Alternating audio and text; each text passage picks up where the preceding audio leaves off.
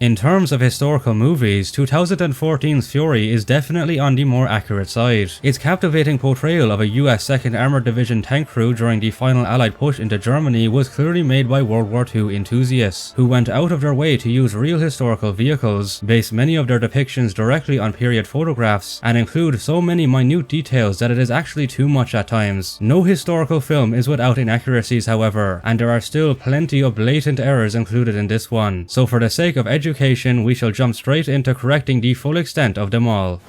The film's opening text spreads a far too prevalent myth that has been busted in detail by many historians. It states that, quote, in World War II, American tanks were outgunned and out-armored by the more advanced German tanks. This is a very hyperbolic assertion, especially considering the late war setting of April 1945 that this movie takes place in. As the war dragged on, the majority of German panzers became less prevalent and threatening, substantially so after the Battle of the Bulge. Other fights that occurred around this time, like the Battle of Cologne, only saw a grand total of 3 panzers left to defend the entire city. Meanwhile, US divisions kept getting more and newer equipment and vehicles, with 16 armored divisions and hundreds of individual tank battalions all sent to fight the depriving Germans. The first shot shows a German Oberleutnant officer riding a white horse alone in the open. Why he is here and where all of these men are is a mystery. He stumbles upon numerous wrecked vehicles, including a German Panzer IV and Panther, as well as American Shermans, most of which are still on fire, so must have been recently destroyed. Seeing this, instead of choosing the logical option of going around or staying away from the vehicles in case the enemy ones are still occupied or have any unexploded ammo in them, he decides to slowly strut directly through alongside them, which would only run the risk of that. These tank wrecks are all extremely close to each other, as if the engagement was fought at point-blank range even though it's in open ground. That is not how tank battles were fought in World War II. Doctrine saw them engage at much larger distances of hundreds of meters apart. The Fury tank is supposed to represent the Sherman M4A3 E8 variant with the horizontal volute suspension system and a 76mm M1A2 gun, though all American M4A3 variants portrayed in the movie are actually mocked-up M4A2s, which we can tell from the engine deck cover.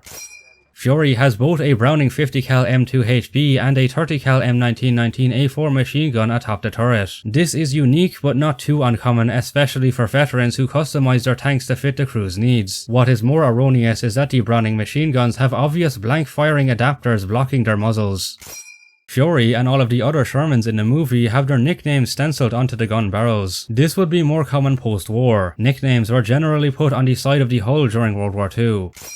The scenes inside of the tank were not actually filmed in a real Sherman, but instead on a custom-made set. It is overall very well detailed, though it does have some inconsistencies. The interior is a bit more roomier than that of a real Sherman to accommodate for the camera, and the set designers have hidden LEDs in the likes of recesses and the periscopes for brighter lighting. The scenes of the tank's inside and outside being shot separately also led to multiple continuity errors throughout the movie. The tank's interior is decorated with a myriad of items, including an anachronistic Come and Get It cowgirl pickup poster not created until 1959. We also see the crew have a number of captured German medals hanging in the tank. The one furthest to the right is the Cross of Honor of the German Mother, given to German women who had 6 or more children. This wouldn't have been found on a soldier, and it would be very unlikely that the crew would have it proudly displayed if they obtained it from a German civilian mother. Characters, including the protagonist commander Don War Daddy Collier and loader Grady Gunas Travis, have modern-looking clean and short undercut hairstyles that will be associated with the Lanza Tolla of the German infantry during World War II. Troops who spent a lot of time in combat or on the front lines went weeks without shaving or getting their hair cut, and the army didn't get too particular about it. A reoccurring theme we will notice throughout the movie is that the costume department really went overboard with the amount of non-standard issue items they have given to the characters. Let us start with Don, who carries a World War I era Smith & Wesson M1917 revolver with a custom plexiglass sweetheart grip stored in a civilian model shoulder holster. He also wears M40 Brown triple buckle cavalry boots with what looks to be a World War I era trench knife tucked into one of them. He would need a lot of money and or some very lucky connections to have these items. A standard M1911A1 in an M3 shoulder holster and M43 buckle boots would be far more common. Don's goggles are post-war Soviet tanker or pilot ones. Fury's driver, Trini Gordo Garcia, wears AN6530 goggles. These were issued to United States Army and Navy airplane flight crews, not tankers. Most of the other tank crewmen wear more appropriate M1944 goggles, though they are plastered on their helmets even when outside. US doctrine at the time dictated that concealment is key, and goggles were to be kept inside the tanks or covered up whenever possible to avoid reflection. Gordo and the subsequently seen Staff Sergeant Warren Peterson wear articles of the frogskin camouflage HVT uniforms. These uniforms were issued to elements of the 2nd Armoured Division just prior to the Normandy invasion in the summer of 1944, but only once in limited amounts as an experiment for infantry soldiers, not tankers. Even then, the camouflage HVTs were swiftly removed from the European theatre of operations, as they were found to wear out too quickly and were unsuitable for the vegetation in France. Gunner Boyd Bible Swan wears a custom-tailored HVT shirt that has been cut to waist length, hemmed and had buttons added to the bottom. He also has the nylon material cut from a parachute around his neck, known as a parachute scarf that was commonly worn by paratroopers, not tankers. We will notice that our veteran crewmen keep referring to Don as Top, which is short for Top Kick, a nickname for first sergeants. Later we even hear the replacement assistant driver Norman Ellison straight up refer to him as a first sergeant. First Sergeant Collier? Don, however, is a staff sergeant as seen by his rank stripes, which is several ranks below that of a first sergeant. The Fury crew return to their 2nd Armoured Division base, where we begin to see the vast majority of the American infantrymen do not have any divisional patches on their arms, despite being standard practice in this theatre. They wear badly reproduced M1923 cartridge belts with square-shaped ammo pouches instead of the proper triangular ones. Many soldiers are still wearing winter greatcoats and parkas. Historical photos taken around the time contrast this, as the temperature in Germany by April would be mild, at roughly 12 to 15 degrees Celsius or 54 to 59 degrees Fahrenheit. Multiple scenes show black men mixed in with white men. The US Army had limited integration in Europe after the Battle of the Bulge, but it did not fully integrate until after World War II. The vast majority of African American soldiers at this time served in segregated units with white officers.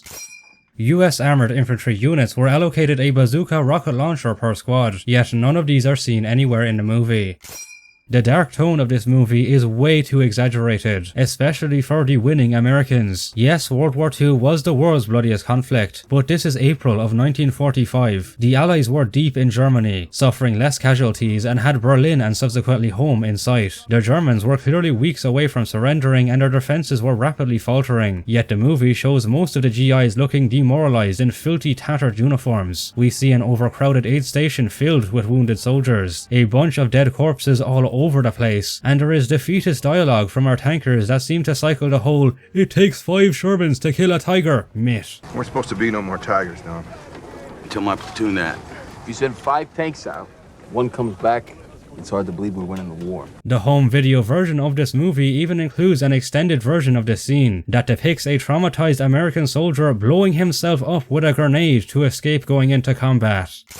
All of the GMC trucks and Willys Jeeps throughout the movie are missing unit markings.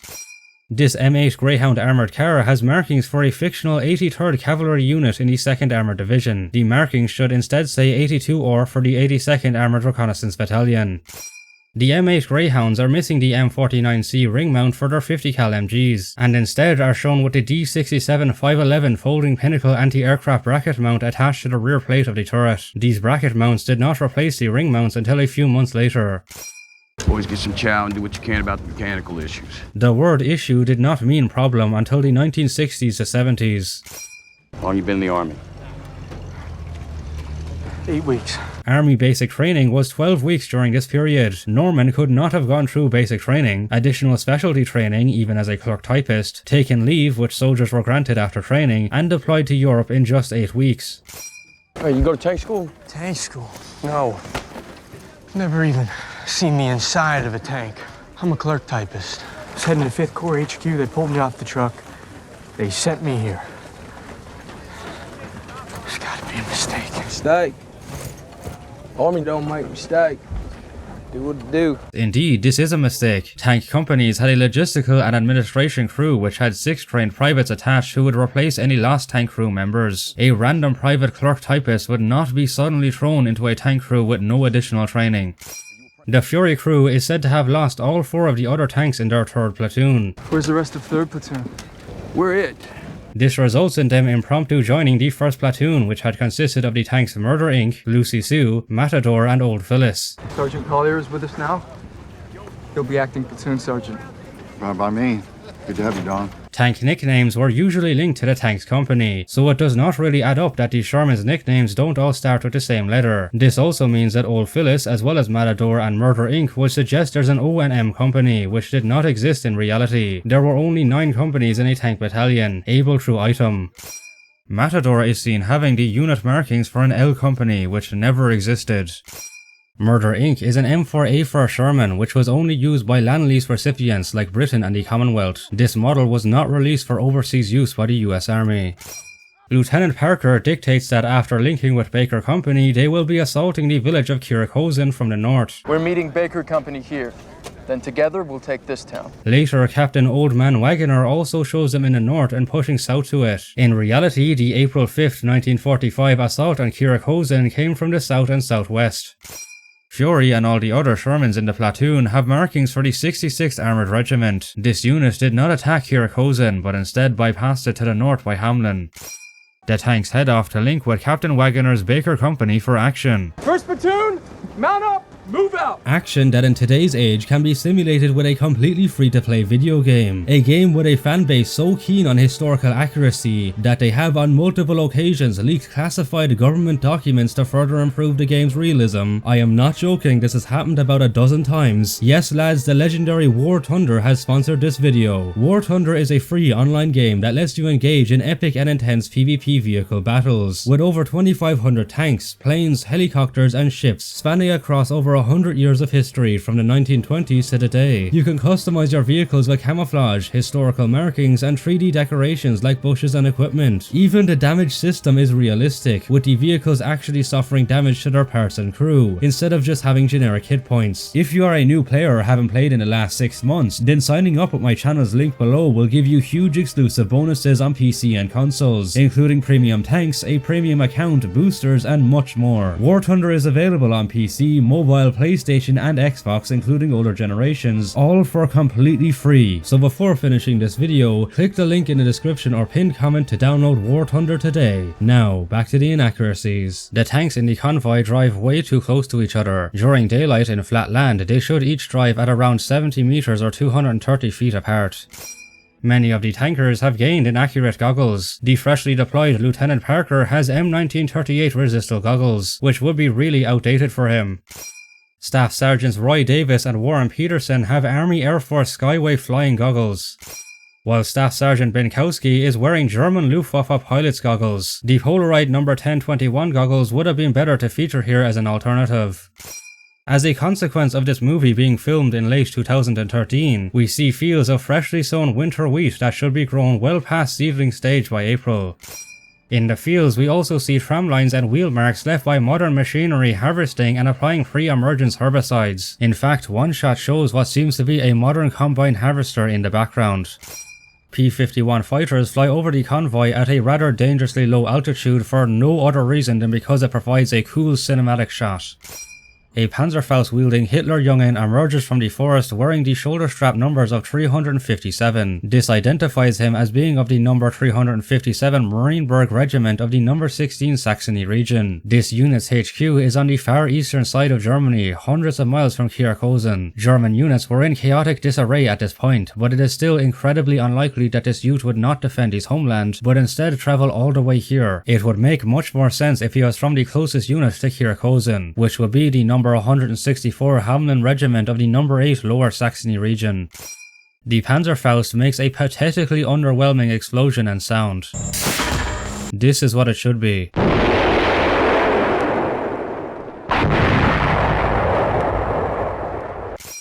After the lead tank is shot and engulfed in flames, the rest of the Shermans sit still directly behind it for around 2 minutes as Don eliminates the Germans and berates Norman for his inaction. All tanks would be loaded with gas and ammunition that could cook off or explode when ignited. The other tanks should have been afraid of this and backed away.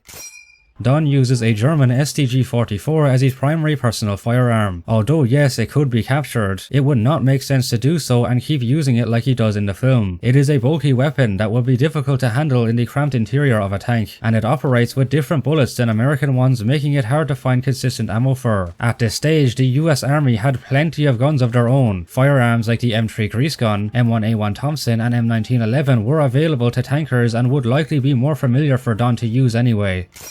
Sergeant Miles wears a German Luftwaffe pilot's leather jacket, which he somehow procured, removed the breast eagle and sewed his own rank insignia on. Again, this is just too much. If they wanted to give him a unique jacket, then perhaps it should have been an American tanker one, which were fairly sought after by infantrymen. Captain Waggoner wears a German Kirchohsen parka, which still even has the Waffen-SS rank insignia on it. Other than the fact that it would not be cold enough to wear this here, doing so would also be asking for friendly fire to occur. Lieutenant Parker earlier said that Captain Waggoner's unit was Baker Company of the 41st Armoured Infantry Regiment. We'll tie up with Baker Company from the 41st. After that, we're working for Captain Waggoner. But now, upon arrival to their position, that information is completely contradicted, as we see some of Waggoner's men have the insignia of the 30th Infantry Division, with a vehicle and map of his specifying that they are of the 30th Division's 119th Infantry Regiment. The 30th Division did not even participate in the attack on Kirchohsen.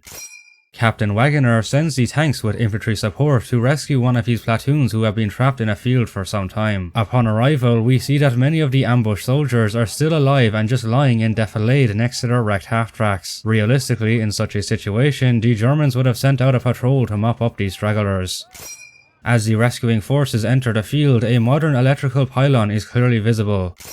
A couple of the US infantrymen in this scene have German MP40 SMGs with the corresponding mag pouches and all. This would be highly unlikely for similar reasons given with Don's STG-44. If anyone would be using captured weapons at this stage, it would be the ill-equipped Germans, yet none of them have any throughout the movie.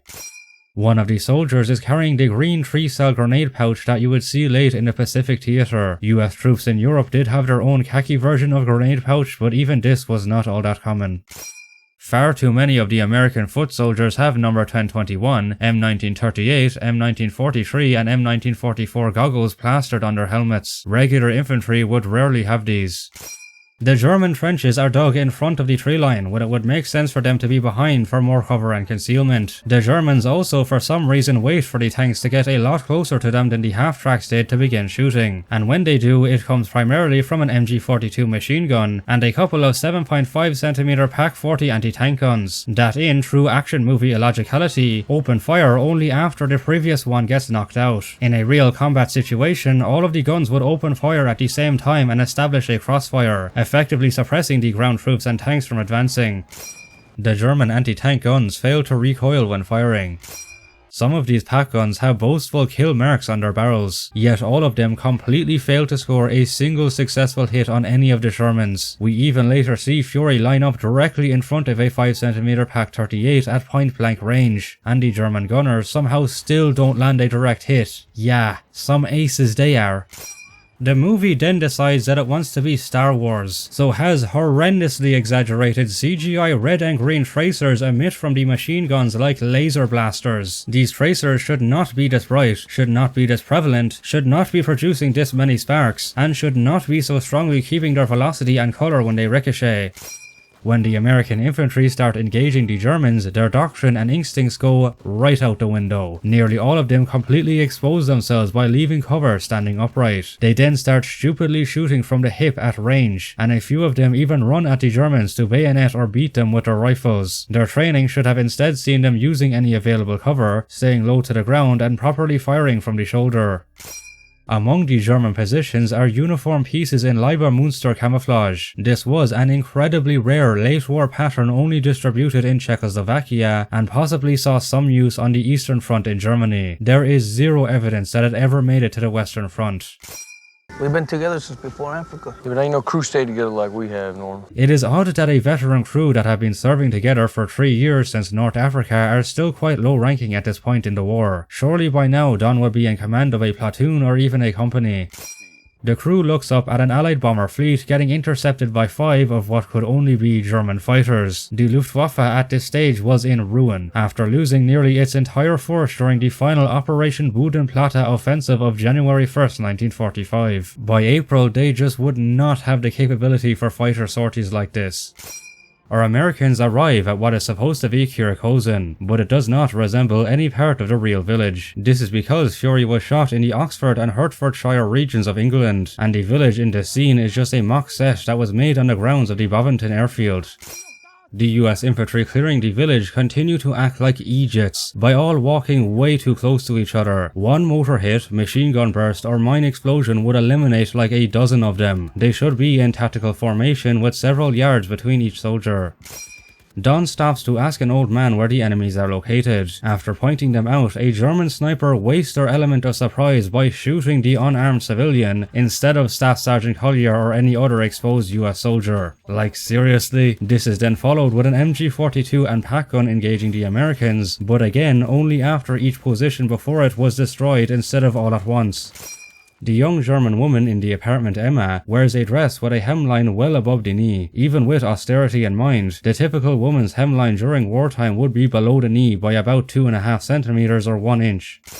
I started this war killing Germans in Africa. The 2nd Armoured Division did not actually see much action in North Africa and never fought any Germans there. In fact, they landed in Casablanca of Vichy French-controlled Morocco and remained behind for garrison and training duties. We now reach the most infamous scene of Fury, the German Tiger tank ambush. It opens with the M4A4 Sherman in the rear being destroyed. This goes against basic principles of German tank school. Panzer doctrine taught that the lead vehicle in a column gets blasted first, then the last to stall the column, leaving the vehicles in between to be easier pickings in the chaos. German panzers also had a tendency to target the more threatening longer barrel tanks. Fury, being both in the front of the column and the tank with the longest barrel, would have absolutely been targeted first, not the rear shorter barrel tank. Fury director David Ayer acknowledged that the German doctrine was purposefully ignored to keep the protagonist crew alive. I know that I cheated because if they shoot the first tank, Brad's dead, movie's over, roll credits. And that's not very fun. Regardless, a simple fix would have been to just not put Fury at the front of the column. Most US tank crews knew about the German ambush tactic by now in 1945, and Doston would likely put his tank in the rear. The German tank seen here is a real World War II era Tiger I numbered 131. It was loaned from the Bovington Tank Museum in England like the other tanks seen in the film. It is very unique in the fact that of the just around 1,300 total Tiger Is ever built by Germany, this in particular is the only one left running in the world. The problem is that Tiger 131 is an early Auf-H model that fought exclusively in North Africa, and so has the plain dark yellow and brown desert paint scheme that would be distinctly outdated by the later war camouflages at this stage. The unit numbers of 131 were also removed for the movie, likely to make it look more generic. Grady is ordered to load a smoke round, but he is shown grabbing and loading an M93 hypervelocity armor-piercing tracer solid shot. Despite being an anti-tank round, when fired it still somehow produces smoke. He should have instead loaded the white phosphorus T13E2 smoke round that is shown here. The Shermans decide to charge directly at the Tiger to flank behind it and shoot its thinner armor in the rear. All right, all tanks, move forward. Get him right flank. Right steer. Davidson. Left with me, stay abreast. Let's go right at him. Let's go right at him. Go him, get around him. Put us on his backside. We get behind him, we can kill him. This would be unnecessary, as Fury has the high-velocity 76mm cannon. This gun could penetrate the Tiger's max frontal 120mm of armor at 1,000 yards with standard AP, and at 1,500 yards they could penetrate the 80mm max Tiger side armor. As the American tanks begin their charge, the Tiger I for some reason decides to expose itself by leaving its concealed position and charge right back at the Shermans. Standard practice was to only advance enough to get a clear shot, and stop or back up to stay at a larger distance, where its 8.8cm KWK-36 cannon would be more effective than the enemy's. The Tiger closing the distance to the Shermans here would only be to its own disadvantage. Both the US and German tank crews fire while driving their tanks at full speed. Late war Shermans were equipped with stabilizers on their guns to allow firing on the move when needed, but it was still not advisable to do so. The Tiger on the other hand did not have a gun stabilizer, so their crewmen were trained to fire the cannon only when stationary, as the bumping from the terrain could cause the cannon to lift or lower by inches, sending the shot possibly miles off the intended target. Fury is shown at a close range landing a direct hit on the Tiger's front and it just bounces off. Later it is seen landing another even closer point blank shot on the Tiger's turret which also ricochets. As already established, this is complete BS. At this range, these shots would have definitely penetrated without issue. The Tiger stops advancing and starts reversing to keep its thicker armor towards the enemy, which makes sense. But then, randomly, the Tiger decides to halt and start driving forward again, allowing Fury to easily get behind it. It also does not at any stage try to turn to outmaneuver Fury. The completely illogical movements of the Tiger in this scene is largely due to the Bovington Tanks Museum's insistence that the Tiger was not to be driven on soft ground. As a compromise, a buried concrete pad was built for the tank to drive on, but they, for whatever reason, only made it a thin straight strip that did not allow the tank to turn. The Tiger starts firing its MG-34 Panzerlauf EN Hull machine gun with a way too high rate of fire. This is what it should sound like. The Tiger lands a shot directly on Fury's side, but it is deflected by the attached logs. Ah, come on now. In reality, objects like logs and sandbags were put on Shermans to act as protection from shape-charged weapons like the Panzerfaust. A Tiger's 88mm shell, especially when fired from such a close range, would have shredded the logs, punched through Fury's side armor like it was tinfoil, and probably continued right through the tank and out the other side.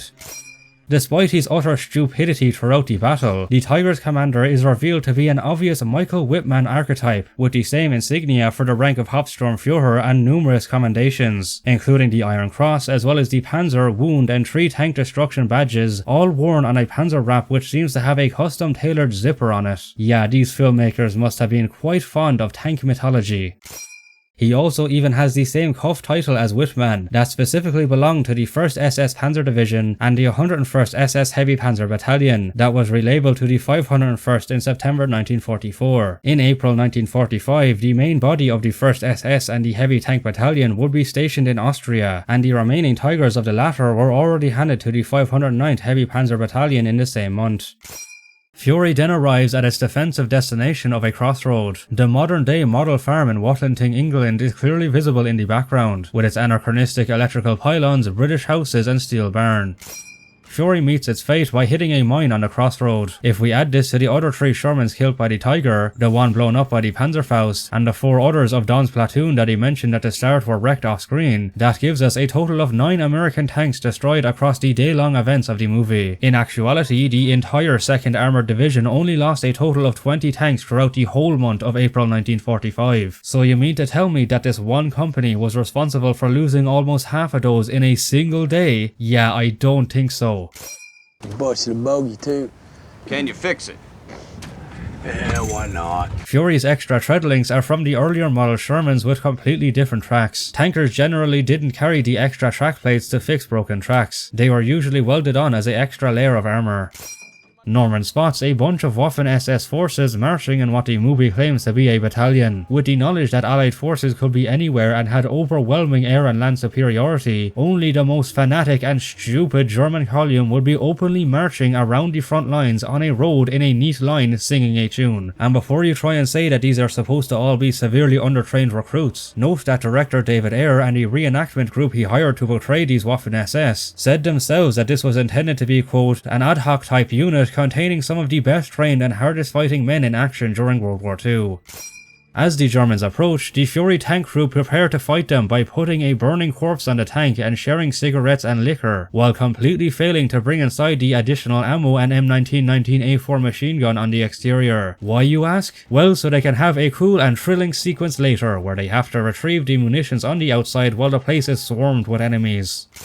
The Waffen-SS battalion reaches the tank all together with a spearhead of infantry foot soldiers. Realistically, they would have at least one small group scouting ahead in one of the vehicles to avoid running into an ambush like this. In this case, it would likely be done by the SD Chaos Z251 half-track that we just saw them marching with.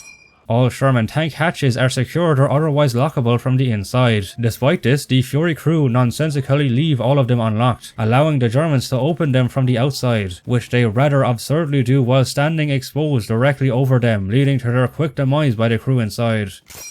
As soon as they begin getting engaged, the SS forces should have ran for cover and gotten the many Panzerfaust wielding soldiers we just saw in their column to blow up Fury, but instead they are shown just mindlessly running around in the open and firing at the tank with their bullet weapons, as if that's going to achieve anything. They do eventually use Panzerfaust, but not until much later in the night, and when finally brought out, they are suddenly in wooden crates. Like what? Among the SS battalion is a post-war 1964 Cheppel D344, a period German truck like the Opel Blitz would have been more appropriate. It also has a Wehrmacht license plate despite being used by Waffen-SS forces. Panzerfaust, 4 o'clock! The driver's periscope could barely rotate towards the 11 and 0 o'clock positions, close to the left and right front corners of the tank's hull. It would be impossible from Garcia's seat to see the 4 o'clock position near the right rear of the tank. A German fires a Panzerfaust at the right side of Fury's turret. It is then shown inside somehow entering the left side, with a small penetrating hole that results in just Travis getting killed by the molten metal spray. Yeah, this movie really does not understand the power of this shaped charge. A penetrating Panzerfaust hit in the fighting compartment would have been fatal or at least injurious for most crew members inside the tank. The German ghillie suit camouflage sniper is utter Hollywood nonsense. Media depictions of this are almost always based on inaccurate post-war reenactments. An SS man drops a couple of Model 24 steel hand granaten into the tank. These grenades have a 3 to 5 second fuse after the cord was pulled. The ones thrown into Fury, however, take over 16 seconds to explode so that Norman has time to escape.